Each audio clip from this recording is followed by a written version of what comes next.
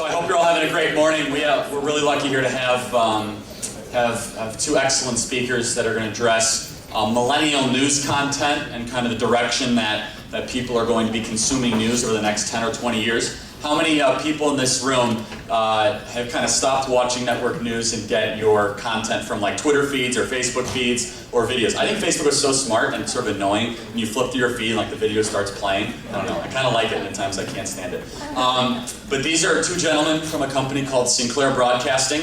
They have launched a very, I would say, competitive new millennial site, and they're also the dominating force in local news content. So please give a warm welcome to Scott Livingston and John Solomon.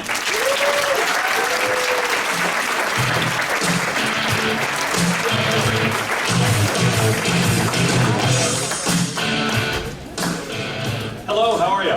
Good. I've never had a theme song before. This is pretty cool. I want to thank you for having us today. I'm Scott Livingston, VP of News for Sinclair Broadcast Group. I'm John Solomon, the new Chief Content Officer for Circa News. Today is my first day. I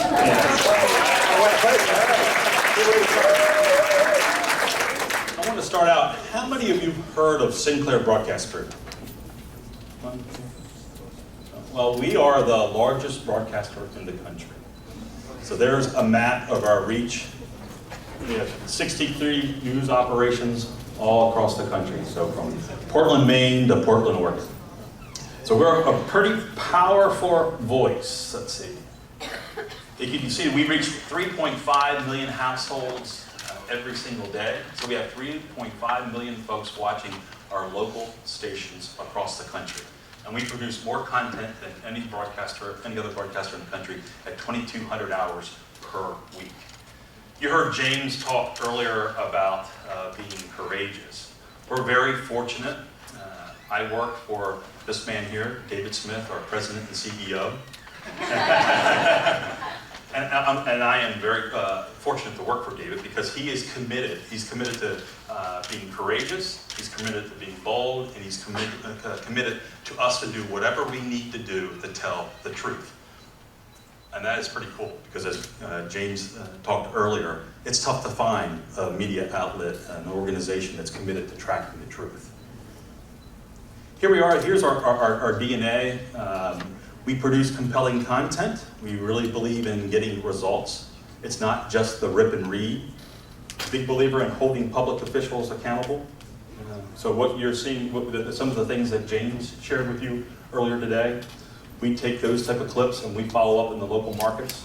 Baltimore was the core of Acorn. We did 15 stories working with James and organization on the impact there in Baltimore. We followed up, and of course, Acorn did not initially, and then we continued with the story. We continued to share those clips. And I think we were a big part of why Acorn changed their policies and why Congress started asking those tough questions. So we want to ask tough questions that our viewers would ask. It's really important to ask the right question. So every week, we work with our news directors and we review content and talk about how important it is to realize that there's a huge opportunity to ask the right and tough question. 2 years ago, we had one piece that required editorial vetting in November. That was 2 years ago. One story. So we only did one story that we thought that was truly relevant, that we needed to get our lawyers involved because we were asking tough questions. And today we had more than 100, this last November, we vetted more than 100 stories across the country. 100 investigative pieces where we're asking the tough and right questions.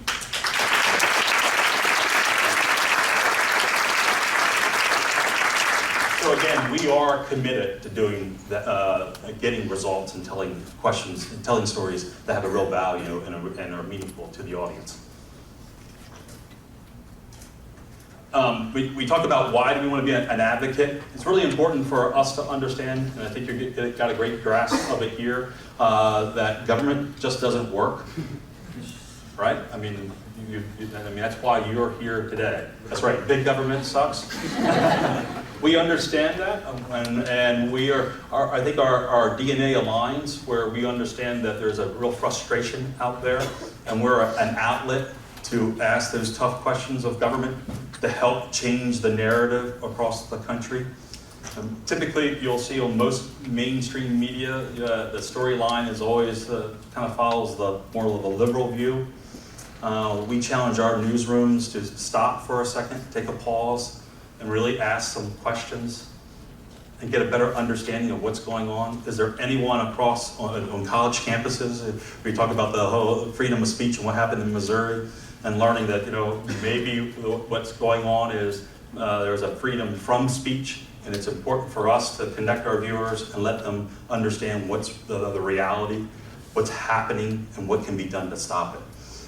So that's the type of news organization we are. We understand on the local level that schools are broken in many communities, and there's a real thirst from our viewers, who's looking out for me? And that's the question that we ask all of our news organizations in their editorial meetings. It's very, very important to ask that question. We want to be an advocate. We want to alert, protect, and empower our audience. And we understand our daily storytelling can do just that. Right, there we go. Oh, it's not TV anymore. As Charlie mentioned on the introduction, that we have really transitioned from being a traditional TV newsroom to being a 24/7 news organization. So the old model, we used to make television, we used to tell stories and we would save them to the 5 o'clock news. Now we share content throughout the day on all platforms. We have more than 40 million unique visitors and 350 page views across our country. So collectively, we touch a lot of people. We're about the what factor throughout the day, engaging you on what's happening, and then pushing you to our newscast where it's all about the so what, where we're delivering the context and perspective. So there's the model.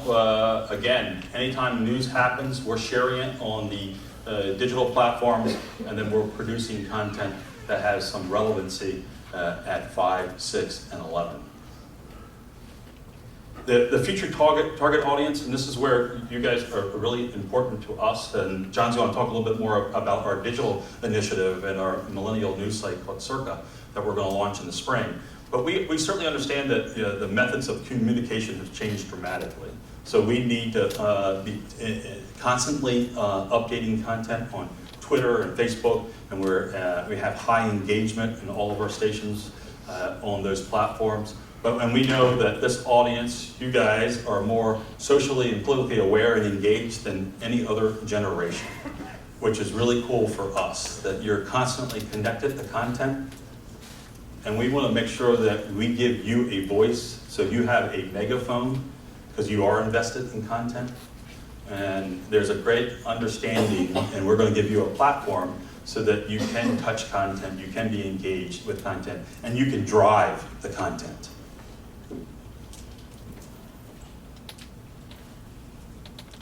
Sorry for my, there we go. Redefining content, this is why it's really important to understand that it's about more depth and context, that with our presentation, it's not just the rip and read. And that's really important, and it's great to see that there's a generation that understands the importance of context and perspective. So from us, you will always get that. We're an organization that will not just go with the narrative that's being shared on the CNN and MSNBC. We're going to take it the next step and go beyond that. And this is why it's so important. This is a research project that we did with Maggio that really shows the importance, the impact of the meaning or the impact of the story versus just the basic who, what, where, and when. So as an organization, we are committed to telling those type of stories that have an impact. And you can help us do that by sharing content and being engaged with the Sinclair stations across the country. Again, we have 63 news operations, and we're working with Charlie to establish a relationship in every one of our markets where we can connect with you. You can share content with us, and then we can turn stories on all of our markets. Our big initiative is Circa. Circa News will be a new generation news website We'll focus on content that's relevant to 18 to 35-year-olds, so it'll be this generation. And not only will it be a news source, but it'll be an opportunity for you to drive that. John is the Chief Creative Officer. He'll be leading that effort for us. It will be a mobile, YouTube, and OTT news service. We'll be targeting 18 to 35, heavy video. Just about everything that we'll do will be focused on video. We'll produce multiple stories throughout the day. It'll be a blend of short content and documentaries. So you'll see the little clips similar to what James was sharing with you, and then there'll be an 18-minute, 20-minute documentary on a particular topic. And we want to be able to leverage our strength. We have 63 news operations across the country. Again, we reach more than 3.5 million viewers per day. So we can share this content not just on our Circa and on our digital platforms, but also in all our newscasts across the country. And John's going to talk a little bit more about the digital effort. John? Sure, thank you. Well, how many do we have in the room? About 250, Charlie, does that sound about right? Give or take? Yeah. So if it's okay with you, Scott, I'd like to hire 250 people today here. Because at the end of the day, as Circa News, I want you guys to be our correspondents. And what we've been talking internally, and what we really want to do is make news a verb, not for the journalists, because they already have a verb there, but a verb for you guys. That means getting engaged, drilling down, not just taking our word for stories that we find, but going deeper in, looking at the video. You saw little clips of what James O'Keefe did. Let's watch the whole video if you want to see that. If you want to see the documents we have, let's read all those documents and put them online for you. So the idea is to have a lot of organic storytelling driven by a newsroom out of Washington and New York and LA. But at the end of the day, its ultimate value, its ultimate strength is going to be people like you. We want our consumers to be engaged. We're going to put out news assignments every day for you guys to go out and find news for us. And maybe it'll be find the latest example of political correctness on your campus that drives you nuts, right? Or go to your mailbox and find how much Obamacare added to your insurance bill this year, or how much you may get back as a refund, because that's a possibility too. But we'll be sending out every day sort of assignments, and we want you guys to get involved. Get those iPhones and those cell phones up and start collecting video for us. One of the first assignments we'll have is going to be looking for a humorist. We would like to get somebody that's a Jon Stewart with a little bit different point of view, but have that opportunity to have some fun with the news, with newsmakers, and to sort of make news an exciting and entertaining venue. At the same time, we're going to be serious. David has brought an extraordinary spirit to the entire Sinclair Broadcasting News of accountability, of telling the tough stories and not being afraid to challenge that power, to hold people to account, and we'll be doing a lot of that as well. But there'll be an enormous opportunity, be very different from Vice and Vox, both for two reasons. One, they're very to the left. We want you to be very independent-minded. We know you're an independent-minded generation. We don't need to make up your minds for it. We just need to give you the data and the information. You make up your own minds, and then help us gather the news. And I think if we do that, we're going to have a lot of fun together, and sort of build a new brand of news for a new generation of readers. So we're really excited, and I'm looking forward to working with all of you as we get started. And what do you want? What do you think the local news should be providing? Do you watch local news? Yeah. You do? Yeah. I would like to have some feedback. What's good and what's bad? I'm from Raleigh, North Carolina, and it's like a really liberal bias, so that's why I think what you guys are doing is really important. Like, we need that as young conservatives or even libertarians. Like, what you're doing is super important to us, because I don't know if it's for anyone else, but my media is very into like this democratic politics, but the Republicans are really, really hard.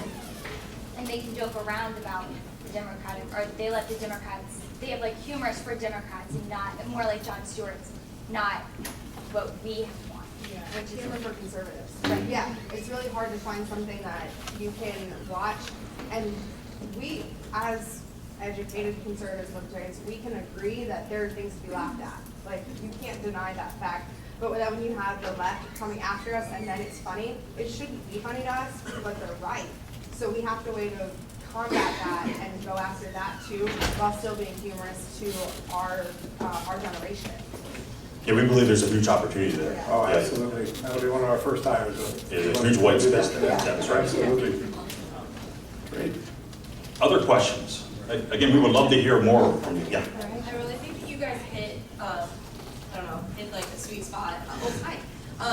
With the shorter like video content and making sure that that's kind of like I don't know, applicable to us, because obviously like, our attention spans aren't where they should be with our 140 character lifestyle, so I appreciate that. Now, if you watch a short video, Right. and there is a documentary attached to that, will you go and watch the documentary? Yeah, Yeah. and I'm a reader too, so like I definitely would do that, but I think for the sake of like sharing it on other like social medias, like a lot of people love to post things on Facebook, Sure, right? right. And so I think that like that really helps too, and then you kind of like spark the curiosity, so. How about discovery? We're talking about everything that we learn, that we capture in the storytelling, and we share it on the website. Would you go and read the PDFs and look at the clips of the raw interviews? I'm a media person, that's why. So like I would, but I don't know. I mean, I think for us, like personally, like you have a room full of people that are very interested in this specifically. Sure. I think that like, the average millennial, like they're gonna probably resonate more with like, yeah, okay, I'm gonna watch this video, and then hey, like I might do some more research, or like I might, I don't know. Does that make sense? So what sort of news matters to you guys? I mean, there's such a huge universe of news. What really matters to you when you get on Facebook or when you're talking on Snapchat? What matters? More like what doesn't matter. That's a good question. Yeah, that's a good point. Local news, they spend too much time talking about the weather, where we all have like weather apps where we check it in like 5 seconds. And then they also spend a lot of time like trying to make it like, I know like in DC, like the local news spends like a lot of time like covering like shootings and like fires, and it's like, yeah, those things are important, but like they happen every day, and it's like we don't care like what block it is. Yeah. So what would you replace it with? More discussion of like the local issues. Like a lot of times they also just focus on the federal government, and like no one focuses on the state. Great.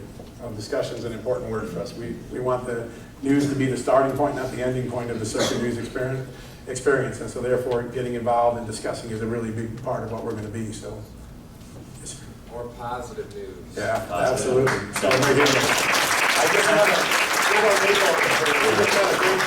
I see a positive story coming. We met someone here a little bit ago that started his own maple syrup company. Right now we got the mic. Yeah, what you guys are doing is absolutely incredible. I know there's a lot of people in this room that have really incredible stories.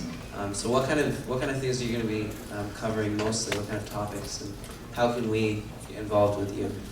Yep, I think we're going to cover everything from technology, health and science, to politics, to entertainment, to what's going on in campus life, to what's going on in early married life, because eventually some of you guys are going to get married like me, and so we want to celebrate all those things, explore all those things, and sort of create an organic style. And I think what will happen at the end of the day, we all have our ideas in our head, but at the end of the day, you guys are going to drive that. We're going to watch what works with you guys. We're going to engage you guys in a lot of different ways, and then we're going to craft our news report and our content each day based on what you're telling us is most important to you. And I think that's what's so unique about this.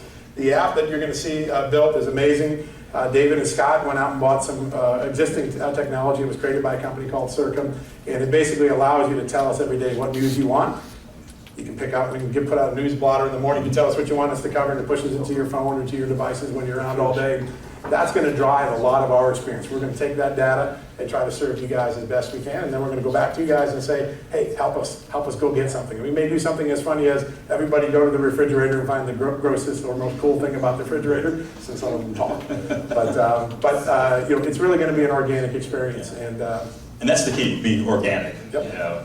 That's great, because I think that we've all had run-ins with the media, and it's great to have a couple of people on our sides. Thank you very much. great to hear. Thank you. Congratulations.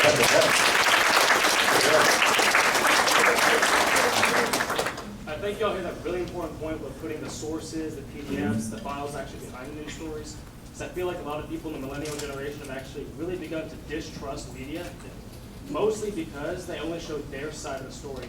Fox News is going to show like the first 5 minutes of an interview, and MSNBC is going to show the second half, because that's what serves their interests.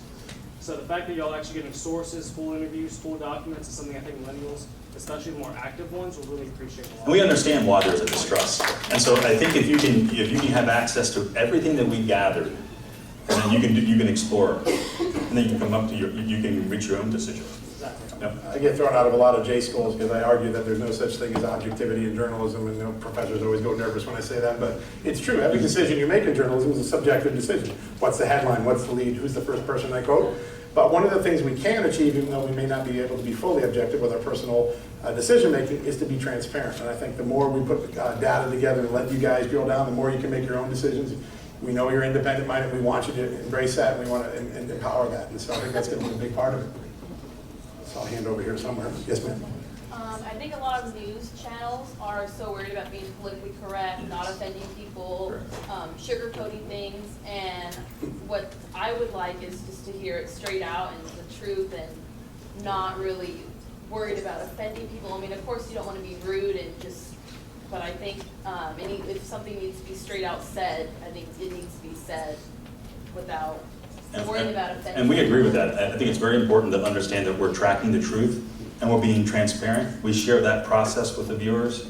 So when you talk about being rude or PC, if you let the viewers know exactly what you're doing and why you're doing it, then I think there becomes a real acceptance. And the reality of it is, that's what we should be doing. We should be tracking the truth. Personally, I don't know about you guys, but personally, I just like seeing like a younger person give the news instead of like an 80-year-old. I don't know. Like I love, yeah. So we're aging, Scott.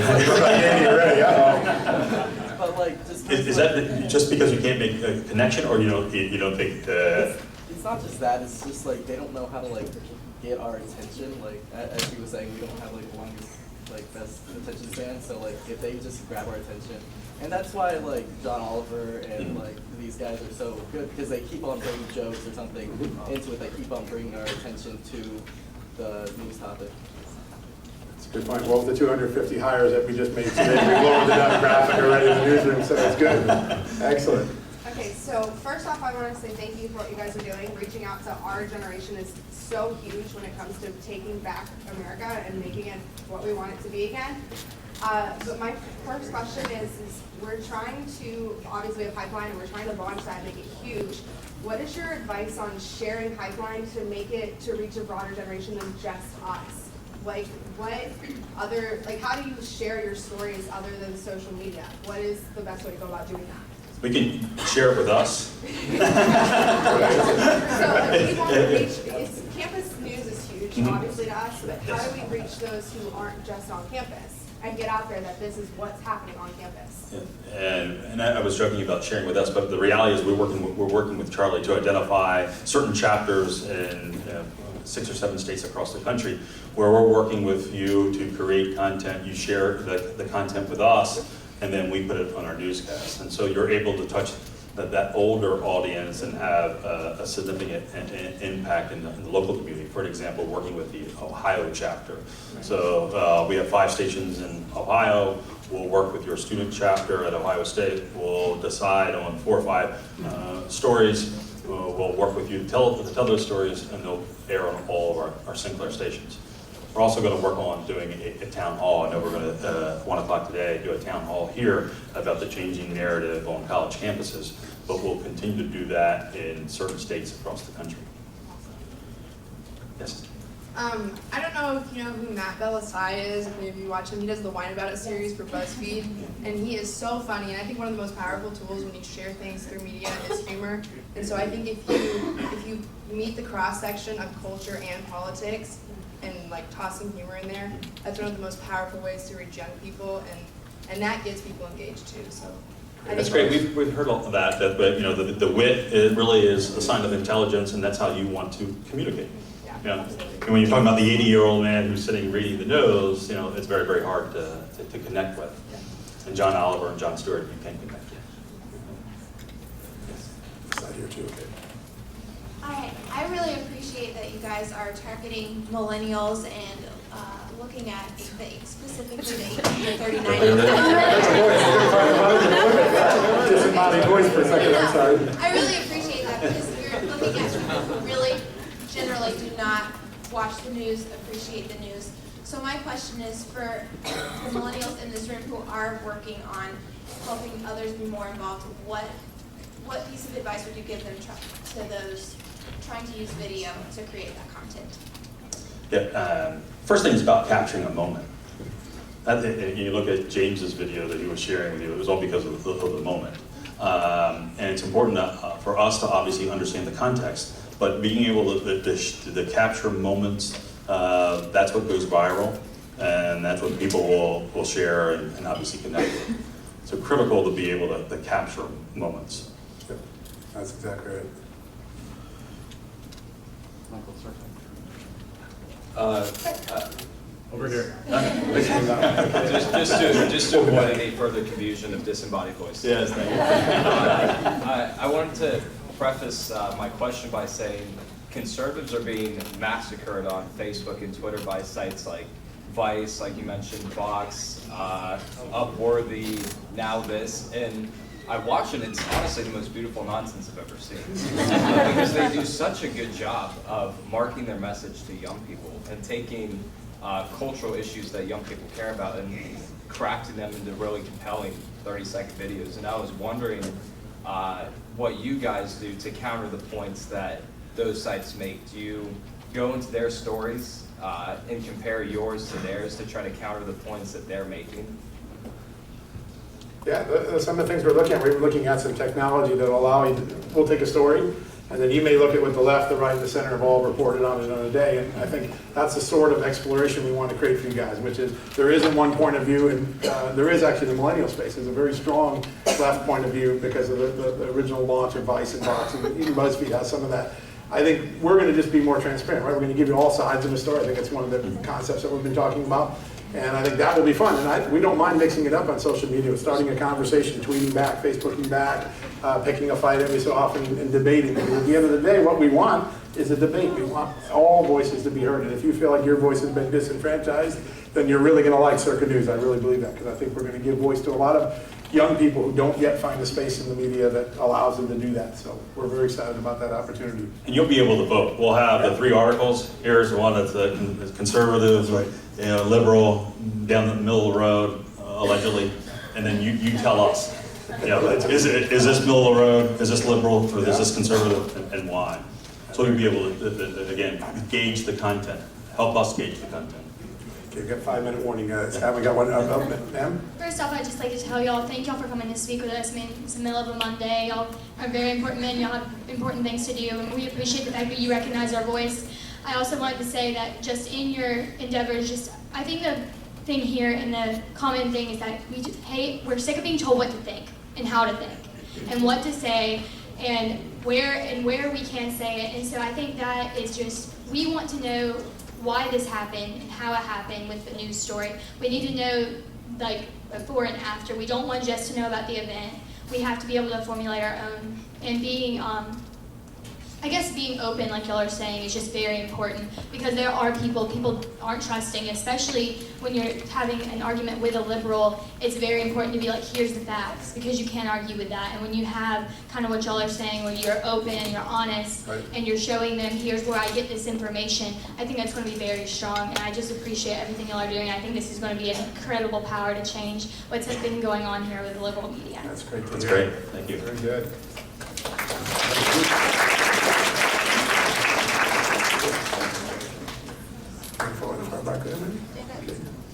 Okay, so you guys know when you search anything on Google, like 95% of the articles are hardcore left and hit pieces. So I was wondering, does Google manipulate their search engine to bring those results to the top? And how do you guys plan to combat Well, there's paid that? search. So what George Soros has done has been able to fund a lot of paid search to bubble things up. So Google has an algorithm, but you can pay to jump up in the paid search category. So a lot of times you'll see things to the left or right. Where the liberals have done enormous work, and Barack Obama started this in 2008, is on Facebook, right? They are amazing. I was the editor of the Washington Times, so you'd think the Republican National Committee would send a lot of things to my Facebook. I never saw anything from the RNC, but I would get like 20 things a week from Democrats tailored to whatever my interests were on Facebook. And I think that, there's an enormous opportunity to counter, to balance, to expand, to create a bigger dialogue that's out there in the digital space. And I think that's what we hope to bring with our technology, with you, our readers, and basically our reporters, and then with our own staff. And I hope that we can counter that with no amount of money can undo what you guys, with the power of a phone and your own friendship and your social circles, can do. And I think that's what we're going to be able to leverage and show to people. Y'all have an app. I think it's like really important that if you're going to be a news source, you need an app. You need like outlets on other social media like Snapchat stuff. You know how they have those like permanent Yes. things. I think On that's Snapchat Discovery? serious, seriously important, because BuzzFeed is like really offensive to conservatives. It's horrible, but I still watch it because it's funny and it's fast and. We'll try to take care of that guilt. Yes, yeah. And we'll be on all platforms, so it'll be mobile first, so we'll have an app, and we'll also be an OTT service on all the smart TVs and gaming devices. Yeah. That's great. I think Yes. that'll really, really launch it and help people understand it, especially our generation. So do you go to BuzzFeed at all for news, or is it just all, when you say, okay, you know what, I want to go and just compress for? Yeah. Now, what if BuzzFeed started doing hard news, real news? Would you have an interest at all? No. Yeah, they have brand awareness, right? Yeah. So if they're gonna using something like funny, Right. right? So like, oh, BuzzFeed's funny, BuzzFeed's relevant, and it's like all of a sudden BuzzFeed is posting about presidential candidates. They're That's like, right. wait a minute, Bernie Sanders, it's Well, like kind of cool. You said something really important. I think relevance is an important thing, and you're going to help us determine relevance. I think that's one of the great parts of the app and our approach. So, but we will have a very cool app. Probably have time for one more, right? One more question? Okay, we'll take a round up. Okay, so first of all, I used to be a broadcasting major, so we learned about Sinclair a lot. And, Where are you? I'm at San Luis State University in Texas.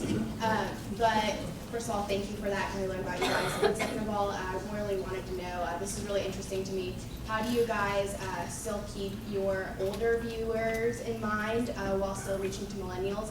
And second part, when could we expect to see this out? Well, we're going to launch Circa in the spring, probably around May. And then for your first part of your question about the older audience, it's still about breaking news. So all of our local markets, we dominate the breaking news. Part of our strategy is if you win the big story, you win breaking news. And then number two, you provide context and perspective, and you're always exploring how and why. So on all issues, our commitment is the context. And believe it or not, I mean, we've had significant growth across the country in every time period because of that. We're winning breaking news, and we have something of value, something that's meaningful, because we are exploring the how and why. And that's a lost trait. You don't see that in local newsrooms. What you see in local newsrooms, there's 5 or 6 people that are really strapped for resources. They do 5-6 hours of news a day, and they really rip and read. And we want to go beyond the ripping and reading. All right, I think we're all set. Great. Well, thank you very much.